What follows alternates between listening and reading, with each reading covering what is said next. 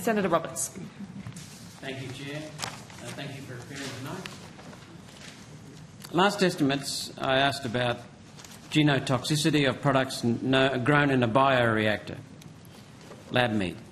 Your answer on notice, and thank you for providing this, is that, quote, there are no safety concerns, including genotoxicity, end of quote. Is that still your position? Yes, it is. Thank you. Your answer on notice doesn't address my question. I didn't ask if you had no genotoxicity concerns. I asked and now repeat, have you received genotoxicity testing on this or a similar product from a suitable jurisdiction? Thank you, Senator. I'll pass to Dr. O'Mullane, who's the General Manager for Risk Management and Intelligence, and is managing your name's the smaller assessment. in this agency. Mullane. Thanks. Late in the day. Thank you for the question, Senator. If I could just go back to a statement around genotoxicity or carcinogenicity, and that is the starting material for these types of cell-based meat products are cells taken from healthy animals. And they're the cells that they're not cancerous cells, they're not cancer cells, they're cells that are harvested from connective tissue, from muscle tissue, from skin tissue. They're then taken into a bioreactor. They are selected. There are natural variants that can live for a reasonable period of time in that bioreactor under very specific and controlled conditions, along with tissue culture media components. Taken outside of that bioreactor, they are not capable of surviving. So they're not going to survive food processing activities or cooking, and certainly not survive through the human digestive tract. So our position very clearly is that the cells that are used in terms of the quail application that we're currently looking at don't pose any cancer concerns. They're not cancerous.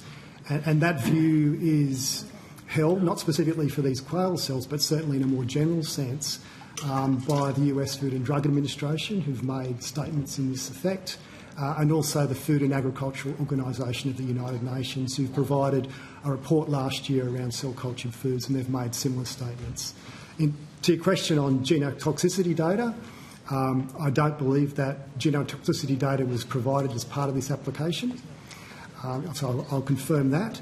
And so the characterisation of the safety risks are very much around the molecular characterisation of the cells and what's involved with the actual culture media.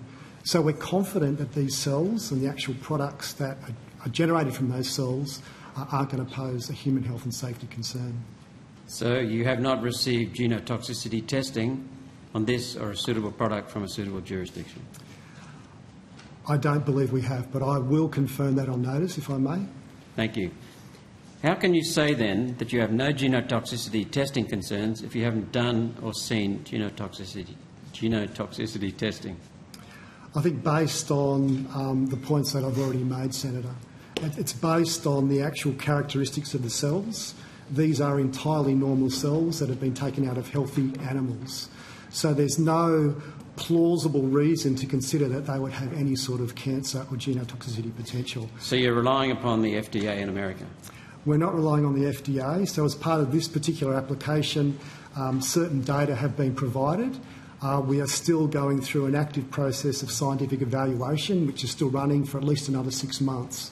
So on the basis of what we're seeing today, we went out with our first public consultation round ending in February this year, and the risk assessment that we put out very clearly said that there were no human health and safety concerns. Now, if there's any additional information that might be available, either from yourself or others, that could be submitted, we would certainly be happy to look at that and see whether we needed to make any sort of adjustments. But based on the evidence that we've seen today, we are confident in the safety of this particular cell-based quail. But you've done no genotoxicity testing.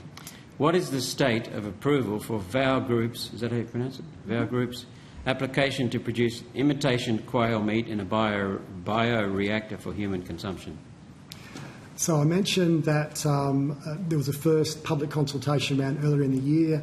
We're due to go out with a second public consultation round in July. Then there will be a period of time where we will evaluate any submissions. So that second so-called call for submissions report will include the proposed legal drafting, so things like labelling that will appear in the Food Standards Code. So there'll be an opportunity for stakeholders to comment on that legal drafting in terms of its clarity and its enforceability. We then have a period of preparing then a so-called approval report for the FSANZ board to make a decision. And at the moment, we're looking at around the end of the year, probably in December. And then once the FSANZ board has made a decision, there's a 60-day window where that decision is notified to food ministers, who then have the opportunity to either call for a review of that decision or not. And then following that, if everything goes smoothly, it would then be gazetted and then go into food law. So let me just test overall. You've embarked on consultation?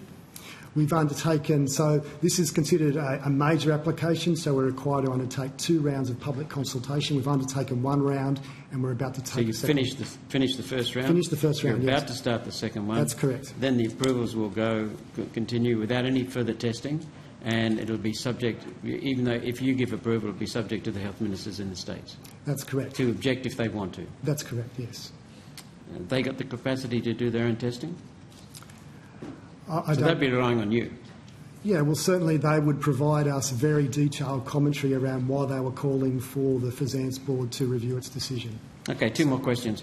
Who decides use of the word meat, which the public rightly associates with an animal product, not a laboratory product?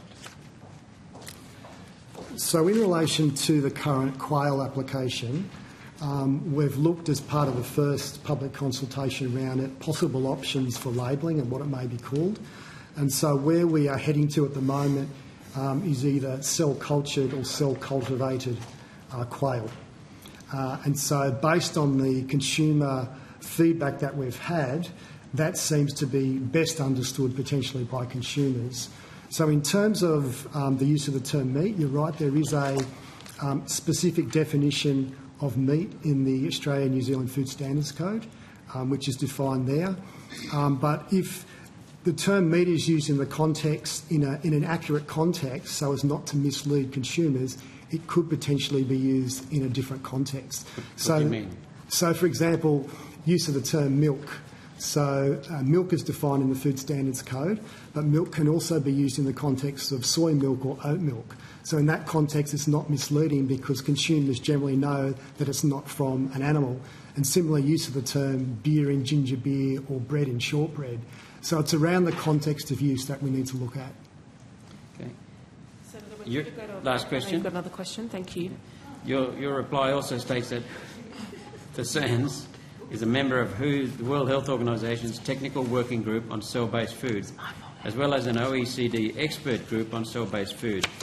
Can Australians have confidence this decision is all your own work or instead guided by foreign commercial interests? So we're still going through an active process at the moment, Senator. So we haven't actually, the food hasn't actually been approved. So we're still going through a process.